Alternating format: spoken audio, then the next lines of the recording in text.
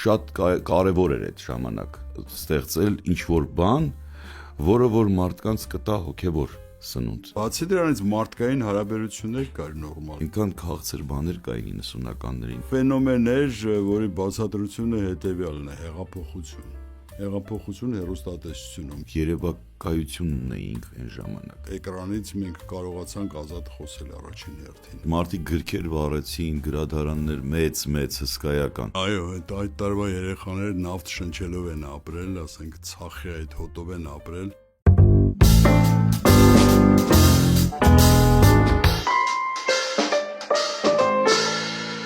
Բարև ընկերս։ Բարև ընկեր։ Նորից մի շաբաթ անցավ։ Մի շաբաթ անցավ։ Ուզենք չուզենք տենց է։ Ամեն շաբաթ ժամանակը անցնում է, հետ չի գնում։ Մի շաբաթով ենք։ Բայց մենք միշտ հեռանում 90-ականներից, հա, բայց այսօր լավ արդ ունենք, որ մի անգամից պետք է այդ կպնենք մեր սիրած 90-ականներ։ Հա, որովհետև մեր հյուրը հենց 90-ականներից մինչև օրս գործող ներկայացրա։ Կարեն Քոչարյան, Կարեն Քոչարյան, երրորդ ալիքից, երրորդ ալիքի հիմնադիր, հաղորդավար Կարեն Քոչարյան։ համեցեք պարոն Քոչարյան։ Ողջույն, համեցեք։ Շատ հաճելի մթնոլորտ։ Շնորհակալ ենք, որ եկաք, հիմա մենք պետք է զրուցենք ձեր և մեր սիրած տարիներից 90-ականը։ Դժվար տարիներից, բայց եւ հաճելի։ Դժվար, բայց հաճելի։ Դժվար, բայց հաճելի, Ես մի տեսակ դալվա մեր հաղորդման մեջ կարգախոս։ ծեցված ոնց խոսք, բայց դա իրականություն է։ Չէ, կարգախոս է, շատ լավ է, շատ։ Նայ չի որ հիմա վատ է, բայց 90-ականն էր։ Բոլորիս համար էլ հաճելի պահեր շատ են եղել 90-ականներին, չնայած մութ ու ցուրտ տարիներին, չնայած Շատ հնարավորությունների դեպքում ինչ-որ բան ստեղծել ավելի հեշտ է, քան ամենադժվար ժամանակահատվածում, որ ամեն ինչի պակաս կար, ամեն ինչի պակաս, բայց հոգևոր սնունդ մարդիկ կարողանում էին փոխանցել էկրանից, թատրոնից, չգիտես, բայց էկրանը դա բացի դրանից մարդկային հարաբերություններ կար նորմալ։ Հա, Ես օրինակ կյանքում չեմ մոռանա, ասենք հաղորդումից հետո որ իջնում էինք մեքենայով Արտավազդի հետ, որ տուն էինք գնում գիշերվա ժամը, ասենք 1-ը 2-ը լիներ բան։ Ճանապարհին մարդիկ էին կանգնած լինում, վերցնում էինք Արտավազդը ասում էր Չերյոմուշկայով երրորդ մաս։ Եկեք նստեք, ով է ուզում, եւ գարի նստում էին մարդիկ, եւ մի անգամ եղավ նույնիսկ դեպք, որ ճանապարհին մեզ կանգնացրեցին, ամուսիններ էին, տեսանք որ կինը հղի է, բանից պարզվում է պետքա ծննդաբերել, շտապողությունը ուշանում էր, եւ մենք հասցրեցինք ծննդատուն հասցրեցինք, հա, փաստորեն, եւ տարիներ անց այդ մարդը փողոցում հանդիպեց, ասեց, գիտեք չէ, այս երեխենով է, ձեր շնորհիվ է ծնվել։ իսկ դա է ծնվել, թե տղա։ Իսկ անունը դրել էին Կարեն, թե Արտավազդ։ Չէ, չենք հարցրել։ Դե որովհետև այդ պահին մարդիկ ասես մի անգամից ինչ դնենք Կարեն, թե Արտավազդ, ասա, որովհետև իրանք մեզ բերեցին ծննդատուն։ Պարոն Քոչարյան ջան, շատ ուրախ ենք, որ մեր հյուրն եք այսօր, ու շատ ուրախ ենք, որ 90-ականներին ծնվեց մի ալիք, երրորդ ալիքը, որը շատերին պահեց էկրանի մոտ երկար ժամանակ։ Այսինքն եւ հաղորդումներով, եւ ֆիլմերով, եւ ձեզնով պայմանավորված, ձեր մոտեցումներով, ձեր իմացությամբ, ձեր մի խոսքով շատ կարևոր էր այդ ժամանակ ստեղծել ինչ-որ բան, որը որ մարդկանց կտա հոգևոր սնունդ, ոչ թե համաձայն եմ էժանագին բաներ։ Ու դա դաստիարակեց սերունդ, իսկապես դաստիարակեց սերունդ։ Եվ մեր հայրերը, այսինքն մենք գիտեինք, իրենք էլ էին նայում։ Եվ ինչ նայում են մեծերը, դու ուզում ես նայես, ինչ կա տեղ հետ։ Դրա համար ծրագիրը կոչվում էր այն ծրագիրը բոլորի համար։ Հա։ Ու մենք ունեցանք այդ ժամանակահատվածը դաստիարակվելու էկրանի այս կողմից։ Դա ինչ էր, ոնց էր, ինչպես էր։ Ես ասեմ, դա ինչ որ ֆենոմեն էր, որի բացատրությունը հետևյալն է՝ հեղափոխություն։ հեղափոխություն հեռուստատեսությունում։ Եվ դա ոչ միայն մեզ մոտ էր, այլ նաև Մոսկվայում էր, այն ժամանակ դե երկու հեռուստատեսություն գիտենք, կենտրոնական հեռուստատեսությունը եւ հայկական։ Մոսկվայում նույնպես հենց այդ տարի ծնվեց Վիդ երիտասարդ լրագրողներով, այդ տարի ծնվեց Պոլեչուձեսը, այդ տարի ծնվեցին շատ հաղորդումներ, Ուգադայ Մելոդիա եւ այդ հաղորդումները, որոնք որ հենց Վիդ հեռուստաընկերությունն էր, Լիսցևը, Լյուբիմովը, Պոլիկովսկին եւ շատերը Մոկուսևը, մի խոսքով դա հեղափոխություն էր, որի անհրաժեշտությունը կար, քանի որ համ երկիրն էր հեղափոխության մեջ, ամբողջ խոսքս խորհրդային միության մասին էր, որը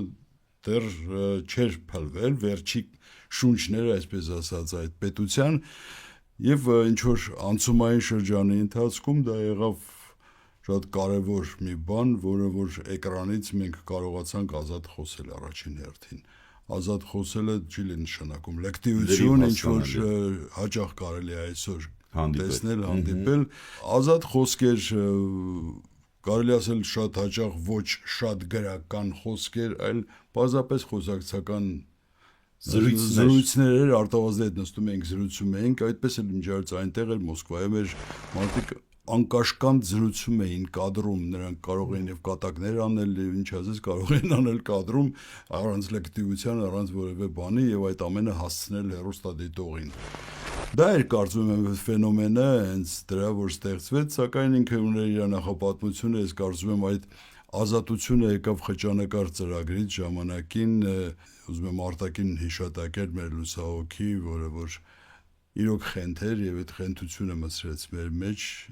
լավ իմաստով խենթ, ես հիշում եմ նույնիսկ ես հոդված էի գրել, լինենք խենթ եւ պարգևենք ժպիտ, այդպես էի վերնագրել եւ մենք այո խենթ էինք եւ պարգևում էինք ժպիտ հեռուստադիտողին եւ իհարկե գիտելիքներ նույնպես։ Խճանկար ծրագիրը 80-ականների վերջին էր, որ սկսվեց Արմենի հետ Ամիրյան եւ եկավ մի շրջան, որ Արտակը որոշեց, որպեսզի այդտեղ պետք է մանրապատումներ լինեն եւ մանրապատումների համար հրավիրեց ինձ եւ Արտավազդին, երկուսից նոր էր ծանոթացել Արտավազդի հետ։ Մենք սկսեցինք խաղալ մանրապատումներ, հետո ես արդեն բացի մանրապատումներից արդեն Արմենիից սկսեցինք վարել խճանկարը, երկրորդ Արմեն Ամիրյանի հետ։ Այո, Ամիրյանի հետ։ Հարութը այս գիրքն է գրել 90-ականներ, ես մի հատ բան բացեմ, Հարութի գիրքն է։ Ահա։ Մի հատ էջ բացեմ, ուրեմն եղել է Հարութի հետ եղել այս դեպքը, փոքրիկ ամաչկոտ տղա էի, երբ մի անգամ համաժողովրդական դրամահավաքի Թելեթոնի օրը հորս հետ գնացինք մարզամերգային համալիր, որ մեր լուման ներդնենք այդ կարևոր գործում։ Վազեցի, փաթաթվեցի հաղորդավար Արմեն Ամիրյանին ու հայտնեցի նրան, որ նա երրորդ ալիքի Կարեն Քոչարյանից հետո իմ ամենասիրելի հաղորդավարն է։ Շնորհակալ եմ։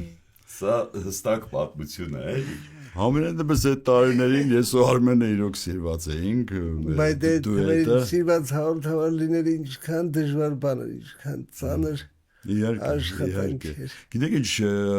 հիմա ասենք սարքեր են դնում հեռուստացույցի մեջ, որպեսզի պարզեն թե որ հաղորդումը ավելի շատ վարկանիշ ունի, ասենք, չեն ձեզ այդ վարկանիշներին չեմ հավատում ու չեմ սիրում այդ վարկանիշները, ժամանակին այդ ամենը շատ պարզ էր որոշվում։ Կար Սերգո Երիցյան, որը որ վերցնում էր միկրոֆոնը եւ ընկնում էր փողոցներով հարցնում էր բացահայտ, որ հաղորդումն եք նայում, որ հաղորդավարին եք ավելի շատ սիրում եւ դրանով ասենք մի 400-500 ռոքի ինքը հարցում էր անում, որից պարզվում էր, որ ասենք առաջին տեղում, սա է երկրորդ տեղում, սա է հաղորդավարներից, ինչպես նաև հաղորդումներից եւ ի ուրախություն մեզ կարող եմ ասել, որ մի քանի տարի անընդմեջ մենք զբաղեցրել ենք, կիսել ենք ավելի շուտ առաջին եւ երկրորդ տեղերը Ռոբերտ Մավիսակարյանի հետ, ես ու Արտավազդը կիսում էինք այդ տեղերը։ Մի հատ էլ դեպք պատմեմ, այսօր Հարութը ինձ ասեց, շատ հուզիչ պատմություն է։ Ձեզ շատերն են չէ մոտենում ասում են չեք հիշում ինձ։ Շատ։ Չէ, որտեղից պիտի հիշեմ։ Ոնց մենք միասին գնացել էինք բան շուրտեղ, չեմ հիշում։ Ես պատահական անցած ձեզ բարևեցի, չեք հիշում։ Չեմ հիշում։ Որտեղից հիշեմ։ 3 միլիոն մարդու Մի հատ լավ անեկդոտ կա կներես ընդհատեմ քեզ խորհրդային տարիների անեկդոտ երևի լսել եք, որ մեկը Վանա դիմում ա Բրեժնևին ասում էր այն դիրիջ մենք միասին քնել ենք Ասում ոնց ես չեմ հիշում այդպես բան ասում հա դուք ասում պրեզիդիումում ես դահլիճում Հիմա մարդիկ հերոստատուսի ցանկով են ես այստեղ եմ բնակարանը որտեղից հիշեմ Ուրեմն մի պատմություն կա ուզեմ Հարութը պատմի իր հետ ա եղել էլի այս պատմությունը 90-ականներին Սիրված հաղորդավարի այդ շարունակությունն է ուրեմն այդ ժամանակներն որ տրանսպորտ չկա դժվար է եւ այլ մենք բարեկամություն խաչմերուկում դեպի Կիևյան իջնող կանգարով անցնում ենք մեքենայի մեջ ագին մարդ կարելի մեր հոպարը սերվարում ասեց վայ երրորդ տարիքի Կարեն Քոչարյան երեխի նայգես խնդրեցի ասի խնդրում էլի հոպար ջան կանք տեսնենք ուրագրում ասում տղես տեղ չկա էլի մեքենայի մեջ մամոն չետ մարդը ոնց մեքենայի ժամանակ դե լավ բան պապս ասեց Չէ բայց ասա ուր եք հասել արդեն օրբելի ենք հասել հələ համոզում եմ էլի ես պապս ասեց լավ պատտվի ես քիչնեմ որ երեխեք ուզում են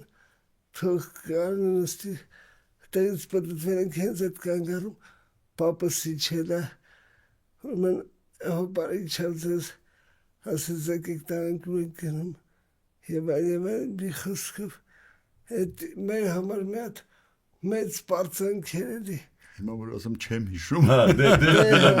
պատմությունը դա է Կարծեմ Հալաբյանի վրա իջեք այդ Մարգարյան Հալաբյանը այդ խաչմերուկի վրա է ուրեմն իջներ զավեշ տալինես դեպքում որ տրանսպորտ չեր եղել պապս ոդկով դեմ թեշեն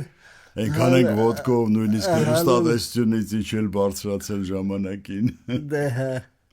Երթուղային տաքսիներ են ժամանակվա դե գիտեք որ շախմատի ձու պես նստում էինք այսպես աղջկաս որ տանում էի դպրոց Աչափնյակից միշտ նստում էինք այնտեղ չեմ հիշում որ համարներ իջնում էինք վան դպրոց տարիներ են անցել մեկ ծաղկաձորում ենք արդեն աղջկաս բավական մեծ է արդեն դպրոցը կարծեմ ավարտում էր այդ տարին մի հատ մարդ նայեց ասեց բալիկ ջան ասեց դու ինչ չես հիշում Սերեխեն նայ որտեղից պետք է հիշի չէ բա ես քեզ ամեն օր ասում եմ բանով երթուղայինով մարշրուտկով տանում էի դասի բան աղջիկս ինչ ասի հələ մի հատ մեջքով շուռ եկե Հա հիշեցի այդ այլի մարդկանց Շատ կուրիոզային տարիներ էր իհարկե, շատ կուրիոզային, ես ասեմ, որ ինձ համար 90-ական թվականները նաև թանկի են առումով, որ դուստրս ծնվեց 92 թվականին շատ ծանր պայմաններ, շատ ամենադժվար ժամանակ Շատ ես Այո, այդ տարվա երեխաները նավթ շնչելով են ապրել, ասենք ցախի այդ հոտով են ապրել մոտոցուրդ, երբ որ լույսը տալիս էին աղջիկս նայում էր ասում է յուսիկ ուրախանում է ֆուջիկա ֆուջուշկա ասում է ֆուջուշկայով էին տականում բոլորը տանունները գիտեին երեխաները Չոր սպիրտը Ալաձիկը ուրեմն մի հատ բան պատմեմ մարդիկ դե ծառեր էին հիմա խոստովանելու եմ կարող է շատ-շատերը ասեն ամոթ քեզ բայց դե ստիպված էի Մարդիկ ծառեր էին կտրում այդ ժամանակ, հիշում եք նույնիսկ կամերային թատրոնի մոտ ես գիտեմ որ հուշարձան կա ինչ-որ սիմվոլիկ այո կտրած ծառերին, որոնք տաքացրել են մարդկանց, բայց ես ինձ թույլ չէի տալիս կտրատել ծառերը, բայց ինչ անեի, փոքր երեխա ունեի, ստիպված էի։ Ուրեմն հեռուստատեսությունում մի հատ ջրհոր կար, որը ներկայացումների համար պատրաստված էր ժամանակին, որպես դեկոր, հա։ Լավ փայտից բաներ պատրաստված էր։ Ու ես ամեն անգամ եթերից հետո sense կտոր տանում էի հետ ասում պոկում էի լցնում էի մեծ մի հատ sense պայուսակի մեջ բերում էի եւ դրանով տաքացնում էի վերջը ջրորը վերջացավ չկա արդեն դրանով իմիջիայլը դա շատ հաճախ մեր հերոստա ներկայացումներում այսօր էլ երևում է որ դիտում ենք ջրորի մորտ կա այնտեղ ներկայացումը այնտեղ էլի կարծեմ Անդրոն այդտեղ կա այդ ներկայացները բայց ջրորը երևում այնպես որ այդ ջրորը տաքացրել է իմ երեխային Բայց կարևորը ջրորը երևացել է շատ տեղերում երևացել է ու մի բարի գործ արել է ջրհորը Այո։ կենսական շարքությունների, որ ծառերը կտրում է ոչ միայն ծառերը, Արմենի գրքի մեջ հալավ գրել, Արմեն Վարդանյանը մի անգամ Երևանում գրքի մեջ, որ հարցնում է ջութակի ու թավ ջութակի տարբերություն, որն ասում է թավ ջութակը ավելի ավելի երկարավարվում։ երկարավարվում, դա կենսական Ճիշտ է, շատ բաներ, մարդիկ գրքեր վառեցին, գրադարաններ մեծ հսկայական։ Բայց եւ ես 90-ականները բազմաթիվ բացասական կողմերով ինքան քաղցր բաներ կային 90-ականներին, նույն այդ մենք երևակայություն ունեինք այն ժամանակ, ինչպես անել, որ ամեն ինչ լավ լինի, այսինքն տան համար, ընտանիքի համար, հարևանի համար, մերձավորի համար։ Այո։ Այսինքն մենք կարողանում էինք այդ կազմակերպել, հավաքվել, միասին տենց տաքանալ, ընտանիքներով, հարևաններով, ջերմությունը մենք կարողանում էինք ապահովել, հոգու ջերմությունը, այդ շատ կարևոր Մենք մոմի լույսի տակ նարդի էինք խաղում հարևանների հետ, հետո բան հիշեցի, երբ որ ուրեմն ծնվեց աղջիկս, այդ ժամանակ ուրեմն մենք շատ մոտիկ հարևաններ ունեինք, որոնք դարձան մեր ընկերները, հետագայում Խավորը, մի խոսքով այսօր եղբայրական հարաբերությունները, Ավիկն ու Մարան կողքի շենքում էին ապրում, եւ երբ որ ծնվեց մեր աղջիկը, այդ ժամանակ էլ ուրեմն մի քանի օր առաջ էլ ծնվեց նրանց տղան։ Միասին հետո մանկապարտեզ գնացին, միասին մեծացան, մինչև հիմա էլ շատ լավ ընկերական հարաբերությունների մեջ են։ Ուրեմն դե մեր կանայք ստիպված գնացին, ինչպես ասում են, ծնողական տուն, իմ կինը գնաց Հորական հա, չէ, մերոնց տուն գնաց, պապայենց մոտ գնաց, որովհետև սարսափելի էր, հնարավոր չէր մեզ մոտ ցուրտ էր տանը։ Նա էլ այնտեղ գնաց, նրա կինը, Մարան, ես ու Ավիկը մնացինք երկու տղամարդ։ Ինչ անենք, լավ, պետք է մի բան ուտենք գոնե։ Ավիկ, ինչ ունես տանը։ Մակարոն։ Բեր։ Ես էլ լեչո ունեմ։ Ու միացնում էինք ֆուջիկաներ, թե ինչներ արդեն չեմ հիշում, թե կերասինկա էր, դնում էինք ու տես առանց լույսի նստած ուտում էինք ու մեծ հաճույք էինք ստանում։ Ավելի համով էր, մոմի տակ, այդ բանով, ֆուջիկայով, բանով, հետո մի հատ էլ նարդի գցենք, մի բաժակ բան խմենք։ ուրիշ բան չկար ուտելու ամու էր տվում։ Չէ, այդ քո սարքած այդ, հա, ճիշտ ես ասում, ուրիշ բան չկար, այո։ Բագիշերները ինչքան շներ կային փողոցներում, հիշում եմ այդ տարիներին, դե մենք որ ավարտում էինք հաղորդումները ժամը 2-ին, շատ հաճախ 3-ին, միջև հասնում էիր արդեն համարյա 3-ը 4-ը այդ ժամերն էր, մթություն, լույս չկա, ու ստիպված այն ժամանակ բաներ էինք, ֆանարիկներ էինք ունեն, շուկերից էինք վերցնում, պապան բերել էր, հիշում եմ առել էր, տվեցից, ու այդ ժուկերով sense բան վախացնում էինք դրանց միջև տուն հասնենք, որովհետև կատաղած էին իրոք, սոված էին իրանք էլ էին սոված։ Այո, ինձ եղել է որ ինստիտուտից ոդկով եկել եմ տուն, տենց եղել է, էլի այսինքն մութ թատերական ինստիտուտից։ Դու որ շենքում ես սովորել։ Ես սովորել եմ քիմիական տեխնիկում։ Հա, քիմիականում։ Հա, ու շներ, շատ շներ, այսինքն եղել է այսինքն կատաղած շներ էին, կարող էին մարդ գզել, բսկտել, որտեղ սոված շուն։ Դուք տենց եղել է, հա, որ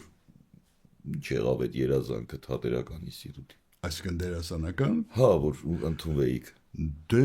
երազանքը որն է, երազանքս իրականացավ իհարկե, դա շատ վաղուց էր 76 թվականին, 80-ին ավարտեցի,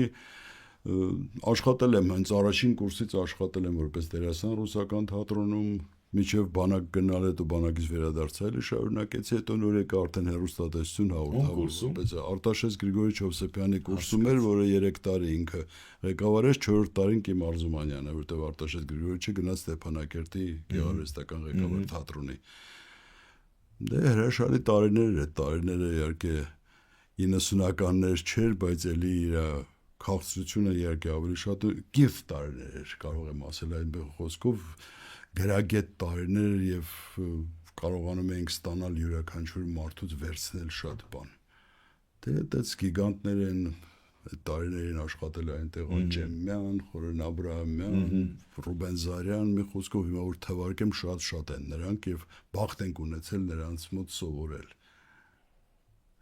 Դրա համար իրոք այդ տարիները այդպես էր։ Ինչ վերաբերում դերասանականին, դե բացի դրանից ինչ-որ ֆիլմերում ես վերջերս սկսեցի նկարը հանվել, այնպես փոքր էպիզոդիկ դերերում, հա, ամենահետաքրքիր ֆիլմը իհարկե առաջին դեմքն էր, առաջին դեմք ֆիլմը, չեք տեսել այդ ֆիլմը։ Ես չեմ Արամեն Պետրին, որ նախագահ է դառնում, լրագրողից նախագահ։ Այո, Արմ կոմեդիայի տղաներն են սցենարը գրել։ Դա հեղափոխությունից առաջ էր փաստորեն, որը փաստորեն իրականացավ այդ սցենարը, էլի։ Նույն ձևի լրագրողը դարձավ երկրի ղեկավար, նույն այնտեղ էր լրագրողը դառնում է նախագահ, ճիշտ է, դա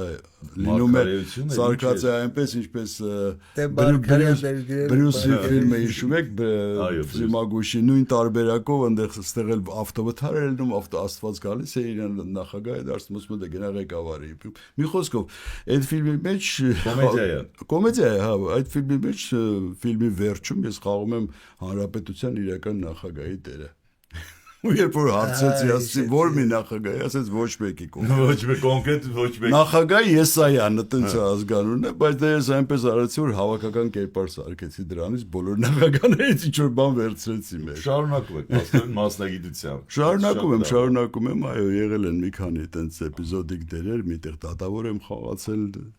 Սերիալներում չեմ սիրում, չնայած դա սերիալ էր, բայց սերիալներում սիրում եմ ավելի շատ գեղարվեստական ֆիլմերում։ Իսկ վերջինը խաղացի դեռ այդ ֆիլմը դուրս չի եկել, այս տարի պետք է դուրս գա, էլի փոքրիկ, չէ, հայրեն, վերջին ֆիլմը ուրեմն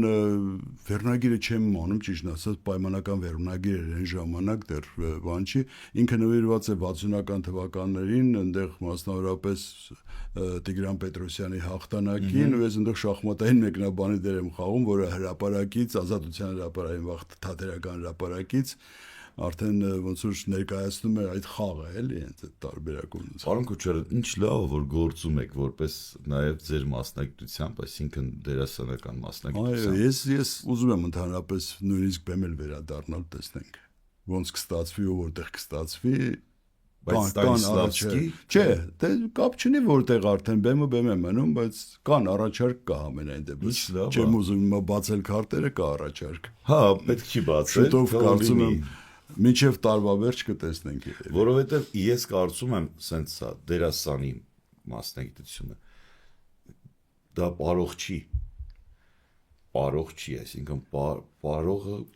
կարող է շուտ լքել բեմը, որովհետև կարող է պարուսույց շարունակել որպես պարողինը կա տարիք,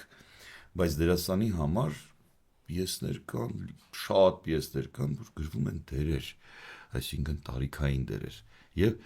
կարծում եմ սխալ եմ համարում, որ դերասանքը մինչև 100-նաց Զելձինը մինչև 100-նաց բեմում էր, այսինքն կարող ես քեզ թույլ տալ դա։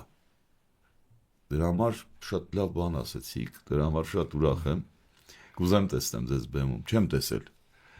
Ինչ մեղ կստացվի։ Չնայած հեռուստատեսությունը չեմ լքի, ամեն դեպքում եթե լույս բեմ ունենեմ, որովհետև հեռուստատեսությունը, հա, ճիշտ է, այսօր չկամ հեռուստաէկրանին, բայց հավատում եմ, որ կլինեմ։ Կլինեմ, հա, եւ ավելի կվերադառնամ իմ հարազատ առաջին ալիքը։ Մի բան հարցնեմ ձեզ։ Դուք ակունքներում եք մեր արդեն անկախ հեռուստատեսության հիմնադիրներից կարելի ասել այդ 90-ական հիմա այս ժամանակի մեջ ինչն է դի որ փոփոխվել է հեռուստատեսություն առայսօր։ Ես կասեի առաջին հերթին իհարկե տեխնիկապես է փոփոխվել շատ հեռուստատեսությունը, ես կուզեի որ այն ժամանակվա բովանդակությունը հեռուստատեսության, որ եղել է գումարվել այսօրվա տեխնիկային եւ դա կլներ իրոք հզորագույն հեռուստատեսություն։ Այս արշավը ոդքասթների եւ այլ, ասենք այդ հարցազրույցների ֆորմատը մի տեսակ դուրս է գալիս։ Դե գիտեք ինչ, YouTube-յան հաղորդումները ոչ միայն ոդքասթները, այլ նաև ընդհանրապես շատ երական, այդ թվում նաև ես YouTube-ում շարքեր ունեմ, որ անում եմ, ինքը հարցազրույցների տիպի չի, ինքը ավելի ֆիլմերի տիպի է։ Ես մի անգամ առիթ ունեցել եմ ասել, որ 3 անգամ եղել եմ Միացյալ Նահանգներում եւ Միացյալ Նահանգներից նկարահանումներ եմ կատարել, այսօր YouTube-ում կա 53 սերիա նվիրված Միացյալ Նահանգներին պատրաստած։ Ընդ որում շատերը երկու լեզվով կա, առանձին ռուսերեն կա եւ առանձին հայերեն կա,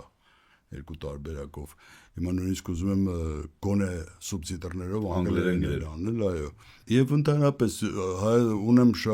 շարք Հայաստանին նվիրված մեր պատմամշակութային հուշարձաններին, նման ճանաչողական ֆիլմեր եմ անում եւ ընդհանրապես համացանցը ոնց որ ասում է փրկության օղակ ոնց որ լինի պրոֆեսիոնալ լրագրողների համար, որոնք որ հեռուստատեսությունում չկան առայժմ, բայց գոնե համացանցում կարողանում են։ Ես ասեմ, ես պարապ չեմ նստել այդ։ Բայց համացանցը այսօր ավելի շատ դիտում է ապահովում, այո, քան հեռուստաընկերությունները։ Այո, բայց կարծում եմ այդ դասական ֆորմատը հեռուստատեսության չի կորի։ Չի կորի։ Դե պետք է չի որ կորի, բայց իմանաք, ասենք ես մեր զրույցը հիմա հավաքվել ենք, զրուցում ենք, բնականաբար այս մեզ շատ են ասում հաղորդավար, բայց մենք հաղորդավար չենք։ Դե հա, Մենք համաձայն զրուցակից եմ, ենք։ համաձայն եմ։ Այդ ոդկասթային ժանրն է, հիմա ես կյանքում ես իմ լեկցիա, բանցիկցիայով չէ ինչ-որ Դե բնական է, հաղորդավարը մասնագիտություն է, Հարություն ջան, իրոք ժամանակին որ եղել է, հիմա չկա ցավոք այդ մասնագիտությունը, հենց կակրաս 90-ականների սկզբին էր, որ վերացրեցին հաղորդավարական բաժինը եւ դա իրոք մեզ համար ցավ էր հեռուստատեսությունում այն ժամանակ, իրոք ցավ էր մեզ համար, քանի որ այդ բաժինը լավագույն բաժինն էր համարվում հեռուստատեսության եւ բոլորը մեծ հետ հաշվի էին նստում հզորագույն մարդիկ են առ այսօր որ ասենք փողոցում անցնում են ճանաչում են մարդիկ հիշում են իրենց շատ-շատերին այսօրվա նույնիսկ հաղորդում վարողներին կարող է փողոցում չճանաչեն բայց հաղորդավարներին ովքեր արդեն 20-30 տարի նույնիսկ եթերում չեն եղել փողոցում ճանաչում են մարդիկ եւ շատ սիրով արձագանքում են մոտենում են հարցնում են ուր եք կորել չկաք Դա շատ կարևոր է, դա իրոք մասնագիտություն է, մենք Մոսկվա ենք գնում, ասենք այն ժամանակ վերապատրաստման Աստան-կինոյում, ես անձամբ 2 ամիս վերապատրաստվել եմ եւ սովորել եմ Կիրիլովի մոտ, իսկ Կիրիլովը համարվում էր այն տարիներին Սովետական միության համար 1 հաղորդավար ընդհանրապես, ամբողջ խորհրդային միությունում, իրոք այստեղ էինք դասընթացներ անցնում օրինակ, ես օրինակ իմ բոլոր ավագ գործընկերների մոտ կարելի ասել անցել եմ մաստեր կլասեր որտեվ յուրաքանչյուրից ես ինչ-որ բան վերցրել եմ, յուրաքանչյուրը ինձ մի բան տվել է, Լենիդար Նարսուրենյան, Շլեպչյան, Կարինեն Սարգսյան, Սուսանա Շահյանյան, Վարուժան Օլքինյան, հիմա անուններ, որոնք որ իրոք կարելի ասել հեռուստատեսության պատմության մեջ են մտել եւ կմնան ինձ թվում է հեռուստատեսության պատմության։ Միշտ իրանք լեգենդներ են։ Անկախ նրանից հիմնադիրներ են, թե հետո երկրորդ սերունդը, երրորդ սերունդը բոլորը։ Դուք լեգենդներ եք, այսինքն Արմեն Ամիրյան ավելի երիտասարդ գուցե, բայց իր խոսքը, իր հավաքելու կուլտուրան, խոսքի կուլտուրան եւ այլն շատ կարեւոր է ձայնը։ Մի քանի տարի առաջ մեր լավ նախագիծ արեցիք համեկով 3 տարի ռետրոն։ Հա, ցավալի է իհարկե, որ ավարտվեց այդ ռուսաբանը հաղորդումը։ Դե այնտեղ պատճառներ կար, ոչ հանրայինի պատճառով իհարկե, հանրայինը շնորհակալ ենք, որ այլ եմ ասում, որ մեզ հրավիրեց, հիշեց Դա քանի որ երկար տարիներ հանրայինում կարելի է ասել նույնիսկ սև ցուցակում էին գտնվում այսպես կոչված կար ժամանակին նման բան սև ցուցակ բայց այնուամենայնիվ հիշեցին ղեկավարությունը հրավիրեցին մենք շատ շնորհակալ ենք նրանց իրոք 3 տարի համարյա թե մենք աշխատեցինք այդ նախագծով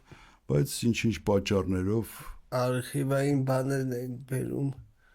Շատ արխիվային նյութեր կան, շատ, բացի երրորդ տալիքի արխիվներից այսօր շատ նյութեր կան, այսօր իմիջայլոց կարող եմ պարտությամբ ասել, որ մեր երրորդ տալիքի մոնտաժ անողը Արամա Պապոյան դարձել է հանրային հեռուստաընկերության արխիվի ղեկավարը, հենց որ կարծում եմ ինքը շատ բաներ գիտի ինքը ընդհանրապես հեռուստատեսությունից եւ կարծում եմ լավ աշխատանք կկատարի։ Իսկ ձեր արխիվները Դուք էլ ունեք, թե միայն արտավոր։ Ունեմ, որոշ բաներ ունեմ իհարկե, ինչ որ ժամանակին հասցրել եմ արտագրեմ ինձ համար, ցավոք ամեն ինչը չունեմ, բայց ունեմ եւ աշխատում եմ բոլորն էլ թվայնացնել ինչ ունեմ եւ համացանցում տեղավորել, որովհետեւ ափսոս է դա։ Ափսոս է, բայց հիմնական արխիվը ցավոք սրտի ինձ մոտ չի։ Բայց YouTube-ում չէ։ Չէ։ Արտոյի մոտ էլ է շատ քիչ։ Չէ, օրինակ Երևանի YouTube-ում շատ բաներ կան, ձերթին Հա, ես էլ եմ տեղադրում YouTube-ում։ Որ նայում եմ մի քանի օր առաջ, այնտեղից իրավիճակային հումորներ կան, տաղավարային, այն թվերի ասենք, Մանրապատումները, որ խաղում էինք երկուսով ու ասենք այդ ժամանակի մեջ ճիշտ է բաներ, ասենք տալունը կորցնում է հացի եւ հումորային ձևով էին ներկայացնում, որ մարդիկ կյանքը շարունակվում այդ ամեն տեղ կարելի է հումոր փնտրել ու դուք այդ ամեն ինչը շատ ոնց որ ջերմություն Միջայլոց ասեմ, որ ինձ համար շատ կարևոր էր ընդհանրապես երրորդ ալիքից հետո էլ ես չունեցա դադար համարյա թե նույնիսկ հեռուստատեսությունում, քանի որ հետո ինձ հրավիրեցին Երկիր մեդիա հեռուստաընկերություն, հետո Արմենիայում եմ աշխատել եւ Երկիր մեդիայում եւ Արմենիայում ես միայն ինձ հոգեհարազատ նախագծեր եմ վարել եւ հեղինակել որպես սցենարի հեղինակ, այնտեղ երգում է անցյալը, այստեղ երկրի գանձերը հենց որ միշտ ոնց որ ասել է ռետրոյի վրա եմ աշխատել եւ ինձ համար շատ հոգեհարազատ է այդ թեման դե մեզ համար երրորդ ալիքում էլ էր նույնը էլի փաստորեն Հիմա 90-ականներն է դարձել ռետրո Հիմա փաստորեն դարձել ռետրո Հա, բայց Դե արդեն 2000-ականներն են ռետրո կան Դե եթե ՀՄԿ-ը հրավիրել է որպես ռետրո երրորդ ալիք, չէ՞։ Այո Արդեն 90-ականներն են ռետրո դարձել։ Ժամանակը շատ արագ է թռնում, բայց հիշողության մեջ դրոշվում են այն իրավիճակները, այն մարդիկ, այն հաղորդումները, այն ստեղծագործողները, ովքեր իսկապես մեծ ավանդ ունեն։ Դրա համար որ անուններ նշեցիք, այդ անունների շարքում պետք է ասել Կարեն Քոչարյան անպայման։ Որովհետև ես ինչ հիշում եմ Այսինքն իմ գիտակից կյանքը եւ այլն 90-ականներ ամենադժվար ժամանակահատված ես էլ եմ ասում մենք այդ անուններով ենք մեծացել իրանց տվածով իրանց դասերակացով էկրանից դա ամենաուժեղ բանն էր շատ քիչ թատրոններ բացվեցին օրինակ համազգայինը բացվեց 90-ականներին համազգային թատրոնը 91-ին բացվեց կարծեմ թե 92-ին 91-ին բայց ալիքներ որպես այդպեսին շատ քիչ բացվում էին Բայց ով էր ապրում, դա հարցի մյուս կողմն էր, արդեն, ով էր ապրում, կար գոյատևում էին, բայց մնացածը ապրում էին ու ապրեցնում էին։ Բայց չդարքիր թատերական նախագծեր կային, նույն Խաթաբալադան։ Հա, 90-ականներին եղավ։ 90-ականների ներկայացում էր իրոք։ Հրանտե եւ Միշան երկուսով իրոք գրող գործոց էր դա։ Դա առաջին կոմերցիոններից էր էլի, կոմերցիոն ներկայացում, ով գիտեր կոմերցիոն ներկայացման մասին այդ ժամանակ։ Հա Խաթաբալադան Չէ, դες արտահայտություն չկար, կոմերցիոն ներկայացում Ասա, բութը տնկելես Պայմանավորել ենք ես ու հարութը, ասում հենց ուզեմ բան ասեմ, հարցնամ, բութս տնկելես Եթե ուզում մի բան ասեմ, մի քանի րոպե ձեզ լավ պատմում Չէ, ասա Հա, ինքը պետք է կենտրոնանա, պետք է բանի, որ ճիկ գործադրի բաղուտ խես տաջում Մեր խենթությունը այն ժամանակ ոչ միայն էկրանների միջայլոց էլ նաև կյանքում էլ էր խենթություն մի դրվակ հիշեցի նոր օրինակ արտակը ընդհանրապես մի երևույթ էր մեր կյանքում ցավոք 92-ին կյանքից հեռացավ դաժան ավտովթարի պատճառով Արցախից վերադառնալուց բայց իրոք նա իմ կյանքում շատ մեծ հետք թողեց ես հիշում եմ նախ միջև այս դեպքը պատմել է ուրեմն հիշում եմ որ դեռ մինչև երրորդ ալիքը երբ որ նոր ծանոթացել էի Արտակի հետ այն ժամանակ ինքը ինձ հետ նախատեսում էր մի հետաքրքիր նախագիծ ինձ ասեց Կարեն դու պատրաստ ես հաճախ բացակայել երկրից ասի նայած ինչի համար ասում ես նախագիծ եմ ուզում անել կինոպանորամայի տիպի նախագիծ եւ ես ուզում եմ որպեսզի դու վարես այդ հաղորդումը եւ լինես աշխարհի կինոփառատոններում բանում միշտ գնաս միշտ ստեղ նկարանման հրապարակներում բան ասի դու նենց բանս ինձ առաջարկում ոնց ես կարա հրաժարվեմ ճիշտ է ընտանիք բան ամեն ինչ կա դե երեխաս դեռ չէր ծնվել կինս էր մենակ ասի բայց գերագույն հաճույքով ցավոք սրտի եկավ արդեն այն ժամանակ երբ որ փլուզման տարիները արդեն ֆինանսական խնդիրներ բան եւ այս այդ նախագիծը հոդս ցնդեց ցավոք բայց դա իրոք ֆանտաստիկ բան կլիներ եթե իրականանար իմ կյանքում էլ այո Չնայած ունեցել եմ բախտ, ասենք Թբիլիսիում ներկա եմ եղել նկարահանումներին, որտեղ նկարվել է Պիեր Ռիշարը եւ կարողացել եմ հարցազրույց անել Պիեր Ռիշարի հետ, հենց այնտեղ տեղում իմ ջալ շատ կուրիոզային էր այն ժամանակ այդ պատմությունը, ես Տիգրանը Մանկիկյան, մեր ռեժիսորը եւ օպերատորը երեքով գնացել էինք Եվ ճանապարհին պարզապես որ գնում էինք Թբիլիսի ավտոբուսով գնացել էինք փառատոն նկարելու փոփ երաժշտության փառատոն էր որին մասնակցում էին նաև մեր հայերը գնացինք որպեսզի մի ռեպորտաժ անենք այդ մի ռեպորտաժի փոխարեն բերեցինք մի 7-8 ռեպորտաժ Թբիլիսիից այնտեղից տարբեր թեմաներով մի խոսքով մեկ էլ այն ժամանակ թերթ կար արգումենտի ֆակտ այդ թերթը կարդում եմ ավտոբուսում նստած մեկ էլ տեսնեմ փոքր բան գրած է որ Пьер Ришар снимается в Тбилиси в фильме о грузино-армянской кулинарии. Что это за Все, я суть играю, Пьер Ришар от Тбилизума, я смотрю, ինչ անենք որ Тбилизում է։ Ասես չեմ կարա հարցազրույց անենք, ասես Պիեր Ռիշարին ոնց գտնենք որ հարցազրույց անենք կամ բան։ Ասի լավ։ Ես իմ ալիքներով այնտեղ բարձեցի թե որտեղ է նկարահանումները ինչ է եւ գտա խմբի պրոդյուսերներ թե ով էր չեմ հիշում իր հեռախոսի համարը վրացի էր զանգը արում եմ ասում եմ вас беспокоит армянского телевидения мы сейчас находимся здесь съемочная группа хотим сделать интервью с Пьером Ришаром ինչ է պատասխանում Пьер Ришар дает интервью только грузинскому телевидению У ես ստեղի մոտ ճարպիկությունս աշխատեց, ասեցի, меня нас не интересует Пьер Ришар, поймите, мы хотим показать армянскому народу достижение грузинского кинематографа, что сегодня мировая звезда снимается. Эт хоском варкан читается, ասեց, завтра в 3 часа приходите во дворец пионеров, съемки там будут. Ու գնացինք այդտեղ հարցազրույց արեցինք իր հետ փոքրիկ հարցազրույց էր թարգմանիչով իհարկե կիններ ընդ երիտասարդ կիններ մի հատ Այշա անունով հիշում եմ Մարոկոից էր կինը, բայց թույլ չտվեց որպեսզի որևէ մեկս մոտենանք կնոջ հետ եկուս մի հարց տանք, կինը նստած շախմատ էր խաղում։ Ինքն էր շատ սիրում շախմատ խաղալ, ընդմիջումներին նստում էր։ Ուտեղից հարց տվեցի, ասացի, բոլոր ֆիլմերում դուք անհաջողակ եք խաղում, ասեցի, իսկ կյանքում հաջողակ եք, թե անհաջողակ, ասես չէ, ես կյանքում ասես հաջողակ անձնավորություն եմ ամեն ինչ բայց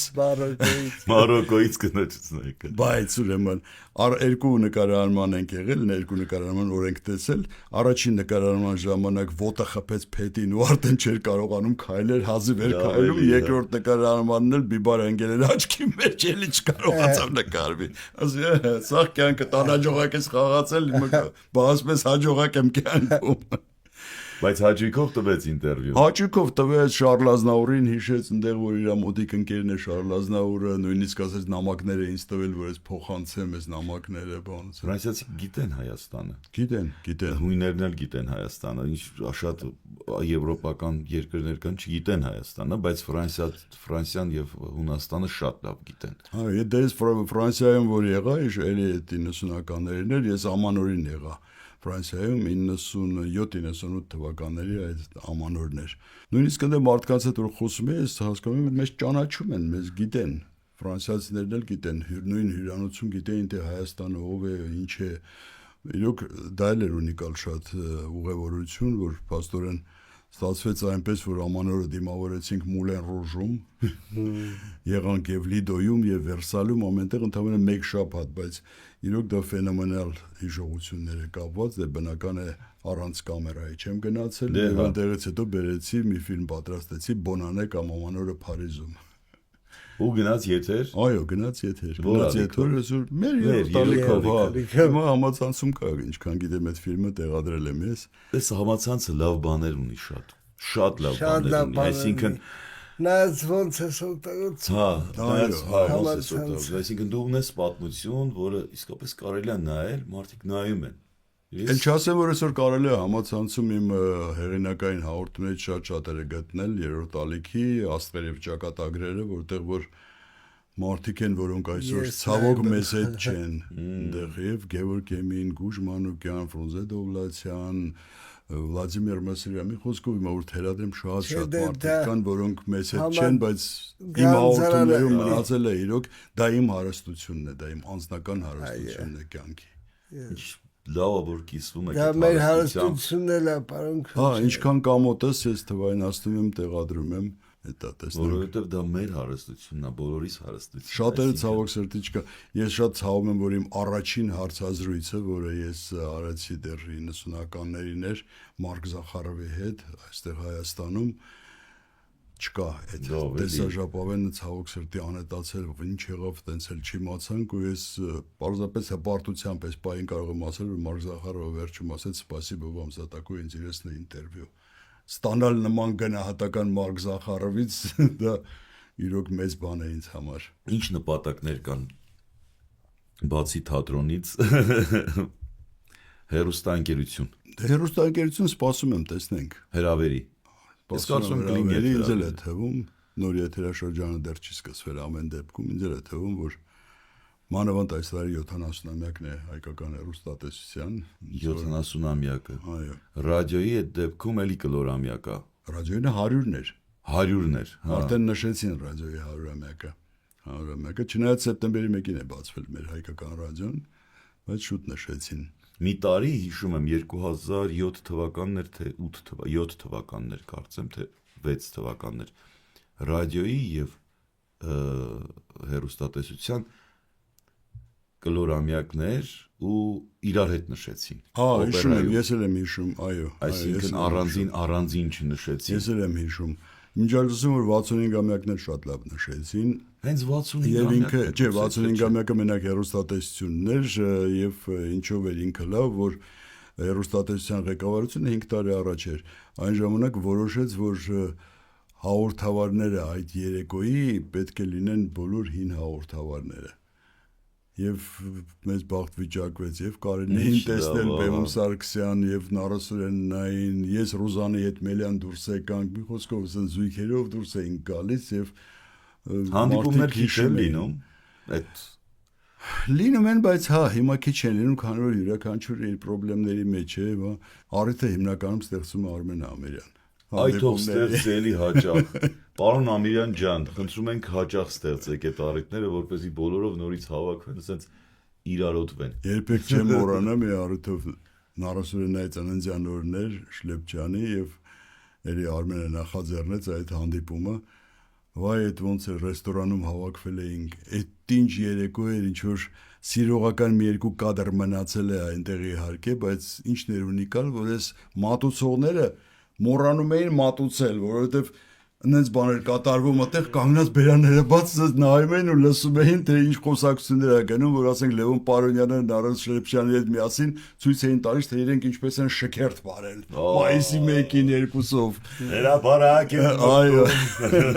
շատ լավ կամ Սուսաննա Շահինյանը նստած անում է պարոդիա մեր ասենք բանի վրա մեր երգչուհիները Արաքսիա Քյուրզատյանի վրա Սուսաննա Սաֆարյանի վրա պարոդիա Դա էլ կա համացանց այդ Սուզան Սաֆարյանի հատվածը կա եւ ասեմ որ ես ինչքան տեղադրել եմ ասենք Նարա Շլեփչյանից եւ Սուսանա Սաֆարյանից ինչ որ փոքր նյութեր չի անցել ասենք թե 2 օր եւ արդեն դիտումները հասել են 20-30 հազարի դե լավ էլի մարդիկ իրոք կարոտում են զգացվում է որ կարոտում են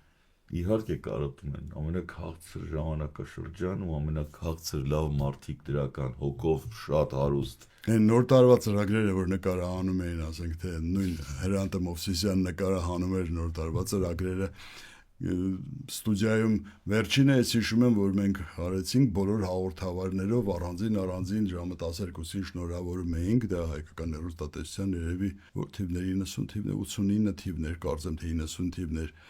մի խոսքով իրոք դա հիշողության մեջ մնացել ինչ որ դրվագներ արխիվում այսօր մնացել են ցավոք իմ հատվածը չկա շնորհավորանքի մի քանի հոգունը չկա հիմնականում մնացել են իհարկե ես փնտրեցի չգտա իմ շնորհավորանքը բայց ես օրինակ կարող եմ ասել որ ճանապարհորդություն դեպի 91 թվական այդ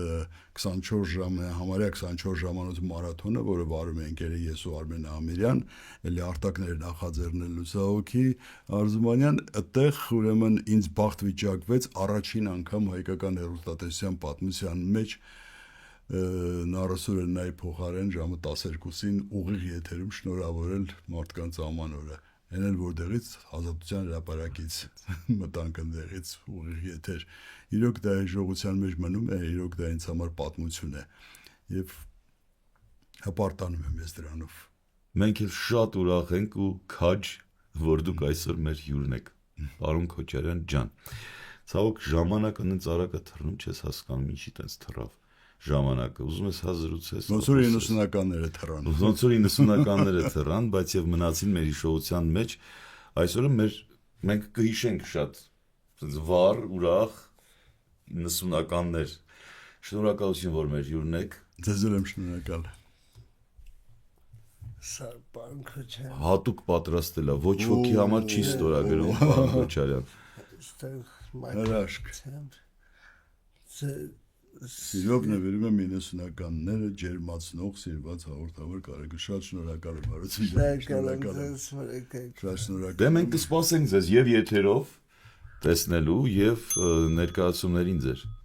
Հələ որ գնանք պապիկի պարտականությունները կատարելու։ Շատ լավ։ Իմ 3 թորնիկների։ Դե մեկը մյուսին չի խանգարում։ Այո, Թորնիկները տեսնում վայ պապիկը։ Իհարկե, մանավանդ իմ Միացյալ Նահանգների թորնիկները արդեն էկրանի վրա ինձ տեսնում են, ուրախանում են։ Դա մեկը մյուսին չի խանգարում, թակարակ օգտակար է։ Շնորհակալություն, Ձեզ էլ եմ շնորհակալ։ ձեզ էլ ենք շնորհակալ, որ մեզ դիտեցիք, կհանդիպենք հաջորդ շաբաթ։ Բրավո։